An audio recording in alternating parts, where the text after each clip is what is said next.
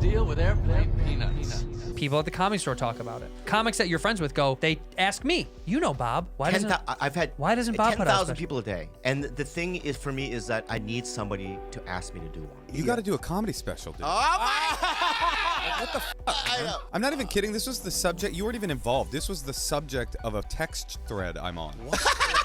How the fuck crazy? Never done one. How the fuck do you not do a special? Bro, I have to do a special. Bobby Lee has been headlining comedy clubs across the country since 1994 and has been dominating the podcast world for nearly a decade on top. Yet despite his ability to maintain a thriving career as a stand-up comedian, Bobby Lee has notoriously refused to film a special for various reasons that we'll discuss in this video. But after a long 30 years, it looks like all of that might be changing soon, after the news broke that Bobby Lee has finally signed a contract with a surprise new streamer to host his debut hour. And the thing is for me is that I need somebody to ask me to do one. Yes and no. Yes. You could also make a bigger move to want. No, I need somebody to ask me. Okay. I'm sorry. You could go a little out of your way. No, I'm sorry. I'm sorry. Let me defend myself. I feel insecure about gloating. 8 years on a sketch show on national TV, being a fat Korean dude on is SNL. Literally on Mad TV. Oh, on Mad TV. Yeah. That's a sketch show? Yeah. All right, so 8 years on that. Yeah. Right? I've been in a bunch of movies You've and done TV a shows, ton of stuff. shit, right? My podcasts that I do, Tiger Belly and This Bad Friends, are popular. Yes. Right? Yep. I just think that somebody should call me and go, hey, you want to do something? What do you think is holding you back? Nothing. So why do you think no one's calling you? I suck. No. That's not it. The company that ended up finally reaching out to Bobby Lee was none other than Hulu, who is in the process of launching a comedy division to compete with Netflix's brand, Netflix is a Joke. At first it was reported the name would be Hulu's Laughing Now, but apparently it's been switched to Hulularious, which is not as strong and honestly sounds like it was created by the owner of Lululemon. I don't know what was wrong with Hulu's Laughing Now. Obviously it sounds like Who's Laughing Now, and it's also kind of perfect because Hulu just added stand-up to their platform, so they're now laughing. But instead they went with Hularious, which sounds too similar to the comedy club in Cleveland and is a word Bobby Lee might not even be able to say. Burr doesn't like that term, hilarious. He complained to me about that two nights ago. Yeah. He does not like it. It's just stupid. Yeah. Yeah. I mean, come on. Yeah. You know what I mean? Hilarious. He also didn't like the party. It was stupid. I didn't like it. It's so dead on. I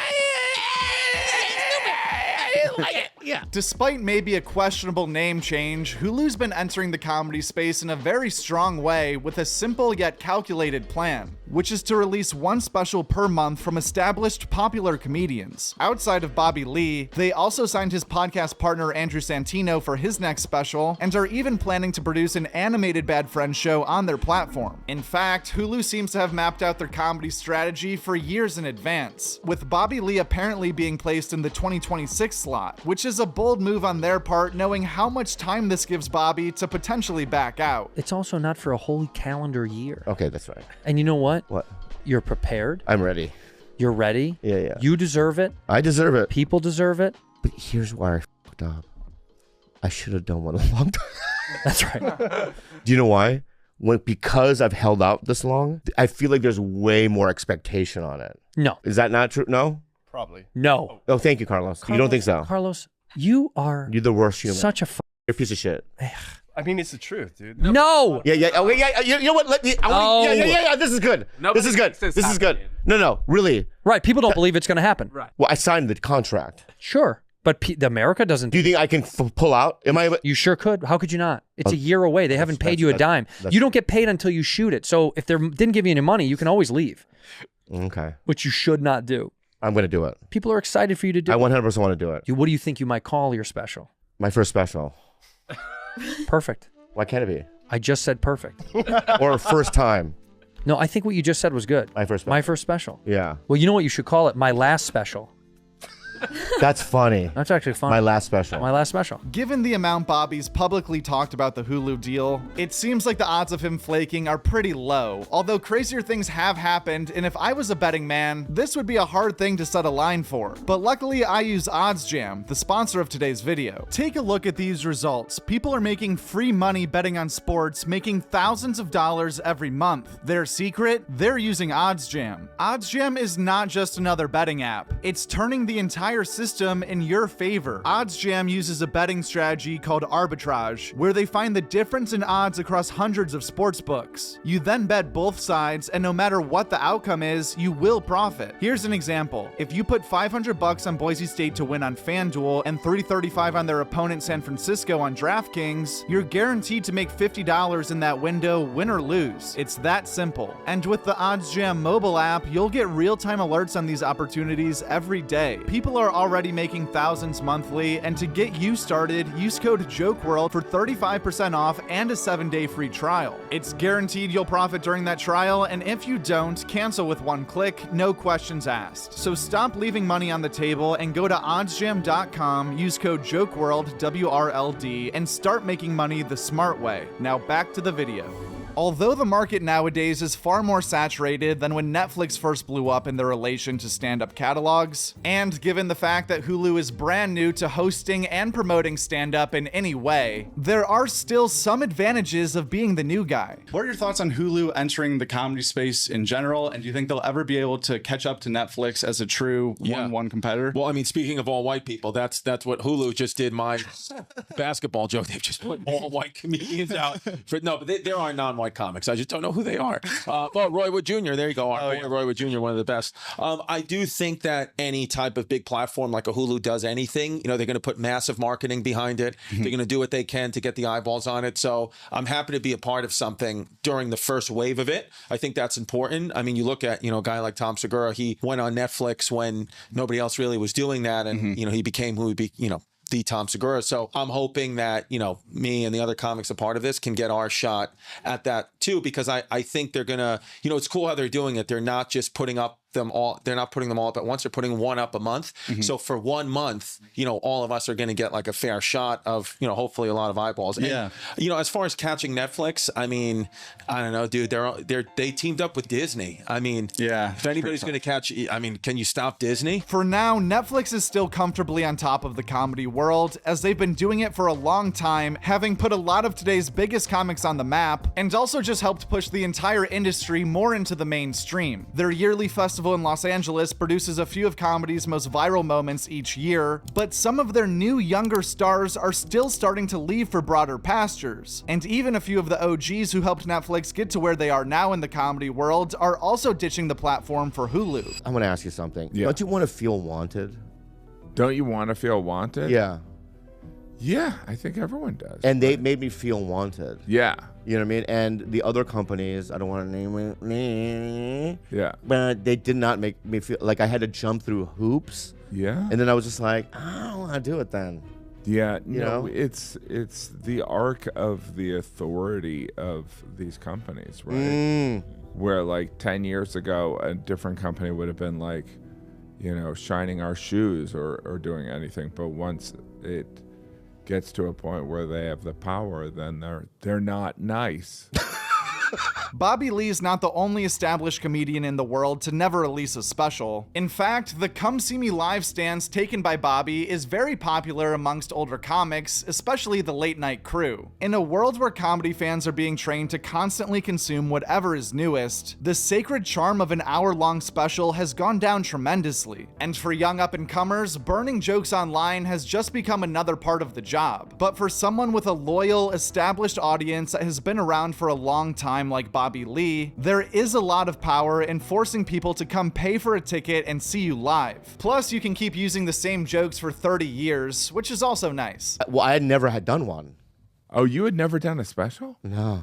Oh my God, that's surprising. And for years, everyone was like, do one. I'm like, why? You didn't want it. I didn't want to do it because I don't want to write new material. Yeah, but You know what I mean? Bobby, And I'm forcing myself to do it. it's an abundant universe. I know, You dude. gotta understand. I know, but I want to work harder. Or it's not. Or it's the end of your life. But anyway, it's could be. one of It those could be. things. Personally, I am yet to witness Bobby Lee doing live stand-up, but everyone who I've talked to that have seen him on stage says that he kills every time. And it sounds like his act is very physical and very Bobby Lee, if that makes sense. Sometimes those bold performances are funny in the room, but have trouble translating to the big screen for viewers at home. Although it sounds like Bobby already has a plan in place to make sure his style is able to shine through. But here's what I want to do, Jim. What do you want to do? Tell me. I feel like you're gonna tell me. Go ahead. Yeah. Don't let me stop you. Yeah, Go yeah. ahead. Tell me. Jim. Here's what you're gonna do. You're What? gonna do this. Jim. What are you gonna do? Here's what I'm not Wait, gonna. wait a minute. Are you gonna tell me? I may not. Okay, no, I kind of sorry. don't. No. Here. I want it to be. I want us to be sweaty. You want to be sweaty. Yeah, because when you see specials, it's so everyone just they Yeah. make up right, and it's like. Sorry. Are you a sweater when you perform? I do. I sweat. Yeah. I still don't even know. I don't. Why don't you call it sweaty? Dude, that's it.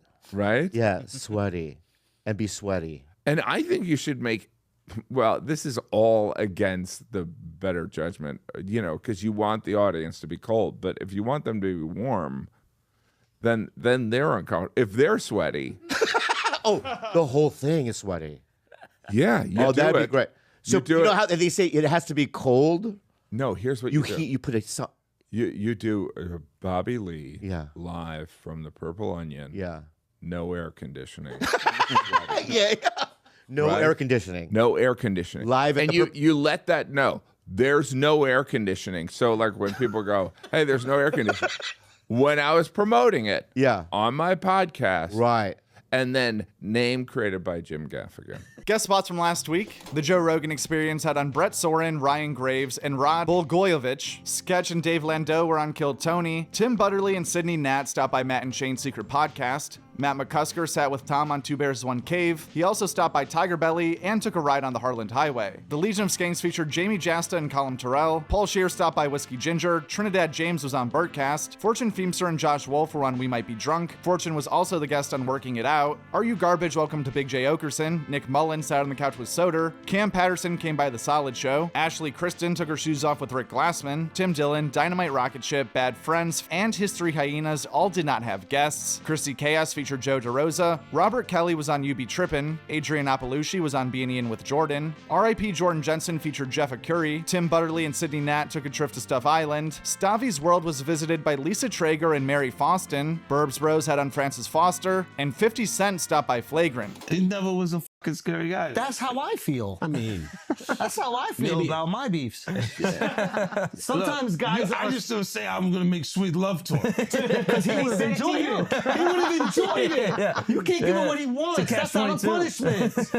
These guys, that's what I'm talking about. The comedians, you can't really beat them. Yeah, you can't. You just gotta join these motherfuckers, man, because it's like You got it. That's Listen you know, to 50, bro. You got it. Listen I'm to just saying. 50, And bro. also we have connections to the IRS, man. And we have very high. Timothy Chalamet was the guest on This Past Weekend with Theo Von. MJ stopped by the Tim Butterly Show. Tuesdays with Stories featured Brendan Sagalow. Story Wars included Nate Bargatze, Jeff Ross, and Duncan Trussell. Michael Day joined the Adam Friedland Show podcast. Tony Stedovici was the guest on Fatfish podcast. JJ Lieberman stopped by Rough Week. Ryan Shaner was the guest on Durag and Deer Tag. Casey Rocket was on First Date with Lauren Compton. Drew Montana, Molly Vivent, and Rob Cruz stopped by Only Fiends. Fitzdog Radio featured Ian Bagg. Josh Potter was on This Bitch podcast. Akash Singh was a guest on the Blocks podcast. Lamorne Morris made it weird with Pete Holmes. Des Bishop was on The Honeydew. Ryan Long sat in The Wayback. Hardy took a wild ride with Steve-O. Jim Gaffigan broke bread with Tom Papa. And the Lewis and Zach Show featured Mike Rainey and Scott Chaplin. As far as new stand-up comedy specials that are either out right now or coming out soon, Noel Miller, Death is FOMO, Sean Walsh, Back from the Bed, Michael Palisak, Here's Friendly, Kyle Mara, Jokes on the Upper East Side, and Matthew Broussard's debut special Hyperbolic are all out right now on YouTube. Fortune Feimster, Crushing It, and Jamie Foxx, What Happened Was are both out on Netflix, as well as Ronnie Chang, Love to Hate. We also had Josh Johnson's weekly Tuesday upload, which was all about the United Healthcare situation. A system, by the way, who didn't care about Brian either. Let's be honest about that. Because that man was headed to a meeting when he was murdered. And investors still had the meeting. That's how it works. They were getting notifications on their phone that Brian was outside, and they were like, Ugh. So the minutes. How's next quarter looking? If you want to see over 60 different comedians all reacting to the CEO shooter, check out the video we made on the end screen right after this. But anyway, back to new specials that are in the works right now or ones that will be coming out soon. On December 24th, Nate Bargatze has a new stand-up special coming out on Netflix that is separate from the Nashville Christmas special that came out on the 19th. On December 27th, Jeff Ross and company will be hosting Torching 2024, a roast of the year on Netflix, and on December 31st, Michelle Buteau, A Butelful Mind, will also be coming out on Netflix. Netflix will also be starting the new year strong on January 7th with Gabriel Iglesias' Legend of Fluffy. Other than that, keep an eye out for a few different year in review videos coming your way soon. We have a lot of content planned out for the rest of this month, so if you want to stay in the comedy loop, or if you think you might get bored over Christmas break, turn on the post notifications for Joke World right now and all your problems will be solved. It'll be like Christmas came early. Looks like Christmas came early. Santa brought it early! I guess he did. Good one.